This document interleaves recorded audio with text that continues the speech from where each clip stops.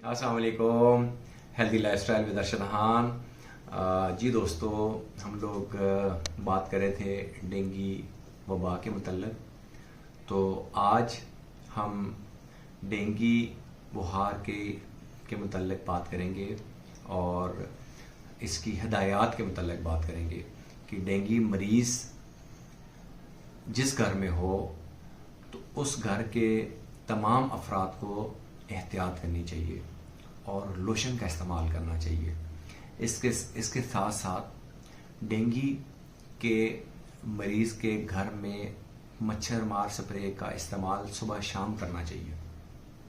Dengue के मरीज़ को पानी या ORS हस्बे ज़रूरत दें डॉक्टर की हिदायत के मुताबिक, ताकि पेशेंट का इनपुट और आउटपुट डॉक्टर मॉनिटर कर सके। इसके साथ साथ बुखार की सूरत में मरीज़ को 4 से 6 घंटे के वक्फे से पैरास्टामोल 2 गोलियां हर 4 घंटे के वक्फे से दे सकते हैं और ज़्यादा से ज़्यादा 8 गोलियां दिन में दी जा सकती हैं। तेज़ बुखार की सूरत में नलके की पानी की पट्टियां करें, मरीज़ को ठंडी जगह पे रखें और सर्दी लगने की सूरत में पेशेंट को कंबल ना दें।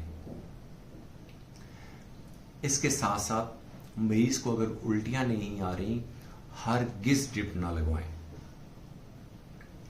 डिस्प्रिन, आइबुप्रोफेन और कोई भी पेन किलर इस्तेमाल करना सख्ती से मना है। डेंगू CBC करवाकर अपने करीबी डॉक्टर को चेक करवाएं।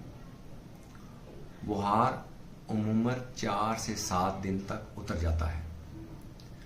6 से 7 दिन के बाद प्लेटलेट्स बढ़ना शुरू हो जाते हैं। अल्लाह ताला हम सबको अपने हिफ्ज़-ओ-मान में रखे। जज़ाकल्लाह खैर।